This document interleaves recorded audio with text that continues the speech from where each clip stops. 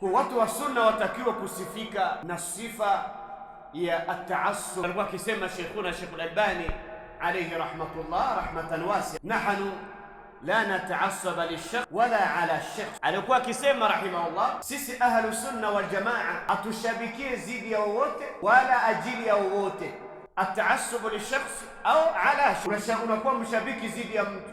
Mfano, anaweza kuwa ametuhumiwa kwamba ameiba, wewe baada ya kufanya, kabla ya kufanya tafsiri, ule anakuwa katubu hizi kadha wa kadha, haujafanya hivyo, haujabailiki. Ta'assub ala shakhs, huwa ni ushabiki zidi ya hiyo. Kama anaweza kuwa ni mwizi, anaweza kuwa tasaddaqa wa huwa kadhub, kama qala alayhi salatu wassalam fi sha'ni ibn, kama nabii alayhi salatu wassalam alivyomwambia Abu Hurairah radiyallahu anhu wa arda, wakati kisa maarufu Iblis alipomwambia Abu Hurairah radiyallahu anhu, niache takufunza dua au aya ambayo ukisoma Allah atakuhifadhi mpaka usiku unakucha. Shaitani Abu Hurairah akamwambia ayatu al-kursi, Allahu la ilaha illa huwa al-hayyul qayyum la ta'khudhuhu sinatun wala nawm, ila akhir aya. Ni elimu ametoa kwa Iblis. Na Nabii alayhi salatu wassalam alipokuja, ma faala asiruka al-barih, huyo mfungo wako wa usiku amefanya. Anambia ya Rasulullah, ameniambia nikisoma ayatul kursi nikifikisha nitakuwa nahifadhiwa na shaitani zako mpaka usiku. Basi Nabii nani anaongea hayo?